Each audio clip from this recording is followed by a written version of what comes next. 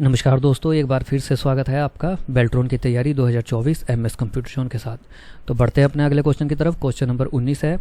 सवाल है, MS word में फॉर्मेटिंग में हैंगिंग फंक्शन डैश के साथ जुड़ा है। Options orientation, indentation, page border या फॉन्ट स्टाइल। तो इसका जवाब है दोस्तों इंडेंटेशन। इसका जवाब है इंडेंटेशन।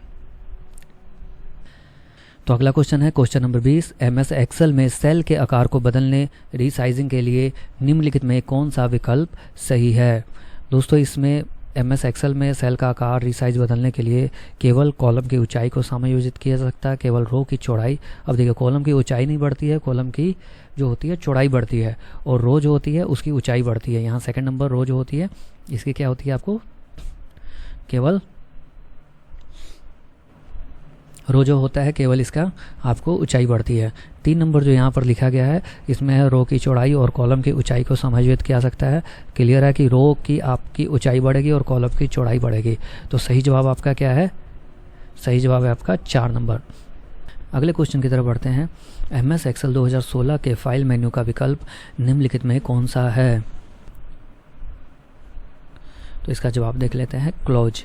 फाइल मेन्यू में जो है आपको क्लोज दिखाई देता है। चलिए तो क्वेश्चन नंबर 22 की तरफ बढ़ते हैं। एमएस एक्सेल 2016 कॉपी करते समय और फिर पेस्टिंग के समय कुछ फॉर्मेटिंग विकल्प प्रदान करता है। ये विकल्प कहाँ पर पाए जाते हैं? पेस्टिंग करते वक्त कुछ फॉर्मेटिंग मतलब होता है डिजाइनिंग से रिलेटेड आपके जो ऑप्शन होते हैं वो। तो इसमें क्या है, होम में पेस्ट स्पेशल फॉर्मेटिंग जो है वो पेस्ट स्पेशल से रिलेटेड है। इसको याद कर लीजिएगा। फॉर्मेटिंग यहाँ आपको दिख रहा है ना, फॉर्मेटिंग का मतलब होता है डिजाइनिंग। तो पेस्ट स्पेशल में ही आपको फॉर्मेटिंग से रिलेटेड रिजल्ट मिलेंगे। चलिए अगले क्वेश्चन की तरफ हम लोग बढ़ते हैं।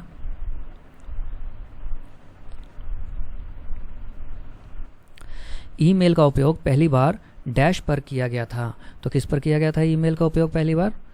ARPA नेट पर किया गया था। किस पर किया गया था? ARPA नेट पर किया गया था। ईमेल का उपयोग पहली बार ARPA नेट पर किया गया था। चलिए तो अगले क्वेश्चन की तरफ बढ़ते हैं हम लोग। 24 नंबर। फोर्ट्रॉन के बारे में निम्नलिखित में कौन सा सही है? फोर्ट्रॉन के बारे में निम्नलिखित में से कौन सा सही है? यह कंप्यूटर मेमोरी का हिस्सा है, यह प्रोसेसर का हिस्सा है, यह एक प्रिंटर का प्रकार है, यह प्रोग्रामिंग लैंग्वेज है। तो इसको जवाब देख लेते हैं। यह एक प्रोग्रामिंग लैंग्वेज है। क्या प्रोग्रामिंग लैंग्वेज है? फोर्ट्रॉन। क्या प्रोग्रामिंग लैंग्वेज है? फोर्ट्रॉन। ठीक है। चलिए अगले क्वेश्चन की तरफ हम लोग बढ़ते हैं। क्वेश्चन नंबर है 25। श्री अजीत किसी वर्कशीट में काम कर रहे हैं और वह फाइल को पीडीएफ में बदलना चाहते हैं। निम्नलिखित में कौन सा विकल्प उसे फाइल प्रकार बदलने की अनुमति नहीं देता है? श्री अजीत वर्कशीट में काम कर रहे हैं, वह फाइल को पीडीएफ में बदलना चाहते हैं। निम्नलिखित तो कौन सा विकल्प उसे फाइल का प्रकार बदलने की अनुमति नहीं देता है? ठीक है, तो इसका जवाब है फॉर्मेट। बाकी सेव एज करिएगा तब भी आपको पीडीएफ में बदलने का बोलेगा। प्रिंट के लिए आप जाइएगा तब भी वहाँ पीडीएफ में कर सकते हैं, और एक्सपोर्ट तो आप पीडीएफ में कर ही सकते हैं। फॉर्मेट में सिर्फ आप डिजाइनिंग कर सकते हैं। क्लियर?